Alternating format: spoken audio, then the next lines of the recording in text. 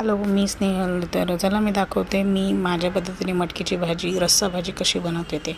वाटण्यासाठी मी घेतलं होतं कांदा, कोथिंबीर, मिरची, कांदा, खोबरं, अद्रक, लसूण आणि फोडण्यासाठी कांदा, टमॅटो, कढीपत्ता, कोथिंबीर. मसाल्यामध्ये हळद, मिरची पावडर, घरचा मसाला आणि धना पावडर. तर मी कुकरमध्ये ना मीठ आणि हळद टाकून मटकीमध्ये 3 शिट्ट्या केल्या होत्या. आणि हे जे वाटण तुम्हाला दिसतं आहे हे मी भाजून घेणार आहे. तर पहिलं तरी मी कांदा टाकला होता, तो थोडा ब्राऊन झाला की त्यात खोबऱ्याचा कीस टाकला, लसूण टाकलं, मिरची टाकली. हे सगळं आपण चांगल्या पद्धतीने भाजून घ्यायचं आहे. अद्रक टाकली.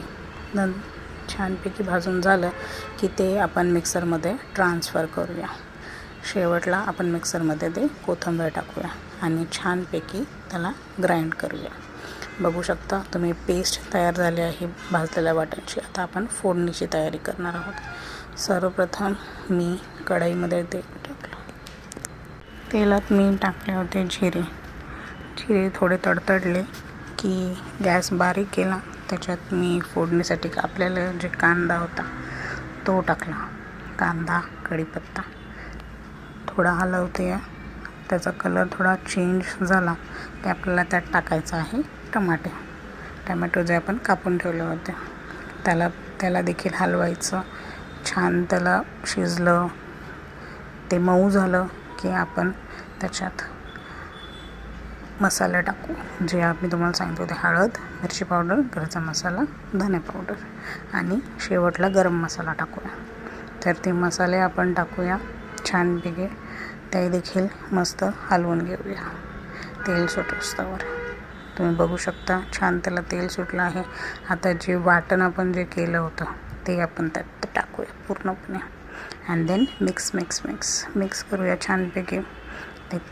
त्यातला जो कच्चा तसं तर आपण सगळं भाजून घेतलं होतं, पण तरी तेल सुटूस तर ते मसाला भाजून घ्यायचा. तुम्ही बघू शकता त्याला मसाल्याला तेल सुटलं आहे मस्तपैकी. आता जी शिजवलेली मटकी होती ती आपण पूर्ण त्याच्यात टाकूया. बघू शकता ह्यात मी ते जे शिजवलेलं पाणी होतं ते सुद्धा मी फेकलं नाही, ते टाकलं आहे मी त्याच्यात फॉर ग्रेव्ही. मस्त त्याला 10 मिनटं मी बारीक गॅसवर हे केलं, झाकण लावून. आणि मग त्याच्यावरती मी गरम मसाला टाकला. ते झालं. त्यानंतर मी त्याच्यावरती कोथिंबीर टाकली. अशा प्रकारे मी बनवते मटकीची रस्सा भाजी. सोबत होती मटकी, चपाती आणि भात. Thank you for watching. Bye bye.